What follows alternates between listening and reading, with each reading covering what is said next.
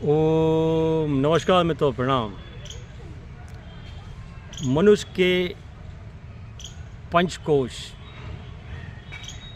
पहला कोश होता है अन्नमय कोश। अन्नमय कोश का संबंध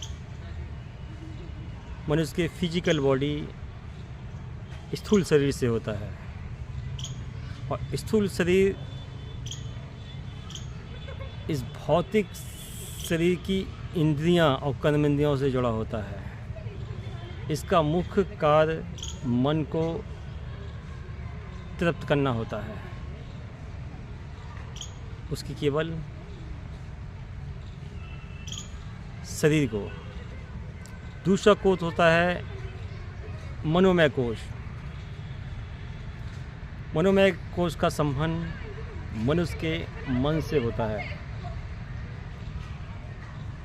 यह सूक्ष्म शरीर का भाग होता है। ये भौतिक जगत और अंतःकरण जगत दोनों से जुड़ा होता है। मन में जो विचार आते, भाव आते, वह हृदय में एकत्रित हो जाते हैं। वहाँ हृदय से जो वाइब्रेशन निकलता है वो मनोमय कोश को आज्ञा देता है। तीसरा कोश होता है प्राणमय कोश। 5 प्रकार के प्राण बताए गए। प्राण का संबंध वायु से होता है। मुख्य प्राण हृदय में रहते हैं। जब हम ध्यान देते हैं सिर्फ अपनी सांसों पे, प्राणों से ही पूरे शरीर में 72,000 नाड़ियाँ चलती हैं। इसमें सूर्य नाड़ियाँ, चंद्र नाड़ियाँ होती हैं। 114 चक्र होते हैं और 7 चक्र, 8 चक्र मुख होते हैं। सब पे प्राणों की ऊर्जा कार्य करती है। यह मनुष्य का बहुत महत्वपूर्ण कोश होता है। इसके बाद आता है आपका विज्ञानमय कोश। बुद्धि की प्रखंडता, विवेक, मेधा, प्रज्ञा इस कोश में सम्मिलित होते हैं। इस कोश में पहुंचने इसकी लहर बहुत ही तीव्र विकसित होती है। व्यक्ति प्रतिभा का धनी होता है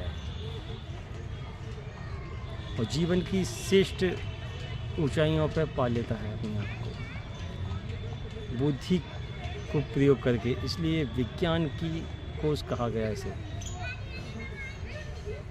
अंतिम कोश है आनंदमय कोश।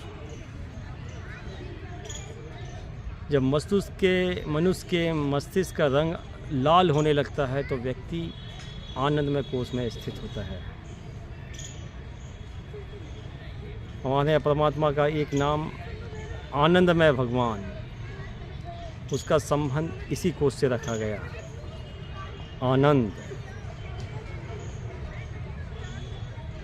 जब जीवन की सारी इच्छाएं पूर्ण होने लगे तो वह अनुभूति की परम आनंद अवस्था में पहुंच जाता है। वह कोश आनंदमय कोश में ही रस श्रावण निकलता है, वो इसकी अनुभूति करता है। इसलिए मनुष्य के ये जीवन के महत्वपूर्ण 5 कोश हैं। ये हमारे योग शास्त्र, वैदिक शास्त्र, उपनिषदों में ऋषियों ने इनका अनुभव करके ये हमें ज्ञान दिया। इस ज्ञान को आगे वाली पीढ़ी में हस्तांतरित करें। ओम नमः शिवाय। शिवोहम मितो स्योहम। प्रणाम।